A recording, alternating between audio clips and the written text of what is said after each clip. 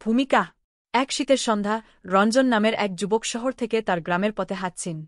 তার চারপাশে ঘন কুয়াশা আর রাতের নিস্তব্ধতা যেন তাকে অস্বস্তিতে ভোগাচ্ছেন। পথের পাশে গাছের পাতা থেকে মৃদু কুয়াশা ঝরছিল, আর বাতাসে একটা ঠান্ডা ভাব ছিল। হঠাৎ করে দূরে, রঞ্জনের চোখে পড়ে কিছু আলোর ছলকানি যা সে আগে কখনো দেখেনি। অদ্ভুত সাক্ষাৎ।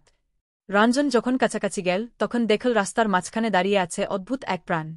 সে মানুষের মতি দেখতে, কিন্তু তার গায়ের রং ধাতব রূপালি, চোখগুলো টপকে সবুজ। প্রাণীটির পরনে চকচকে ধাতব পোশাক, যেন সায়েন্স ফিকশনের কোনো চরিত্রে। রঞ্জনের বুকের মধ্যে তখন দীপ্রিপ আওয়াজ, ভয় আর কৌতূহল মিলিয়ে সে সামনের দিকে এগিয়ে গেল। রহস্যময় পরিচয়। প্রাণীটি ধীরে ধীরে হাত তুলল, আর তার হাতের তালু থেকে একটা বেগুনি রনের আলো ছড়াতে লাগল। রঞ্জনের মনে একটা শব্দ ভেসে এলো, আমার নাম আর্ন, আমি তোমার বন্ধু হতে চাই। রঞ্জন বুঝতে পারল এই প্রাণী তার মনের মধ্যে কথা বলছে।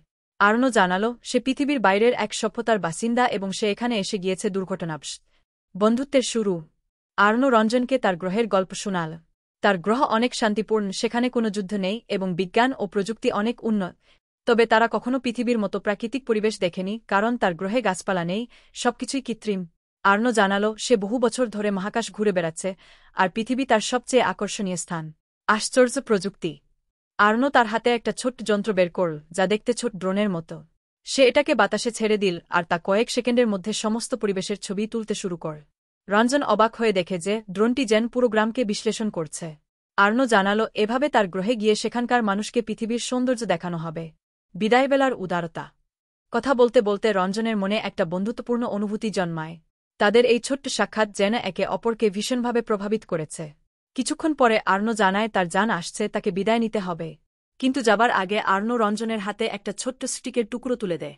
সেটা ছিল এক ধরনের কমিউনিকেশন ডিভাইস, যা দিয়ে রঞ্জন আর আর্ন প্রযোজনে যোগাযোগ করতে পারবে। শেষ কথা। রঞ্জন বাড়ি ফিরে আসে, আর তার গ্রামে এই অদ্ভুত ঘটনার কথা কাউকে বলে না। তবে সে প্রায় সেই স্টিকের দিকে তাকিয়ে আর্নর কথা মনে করে।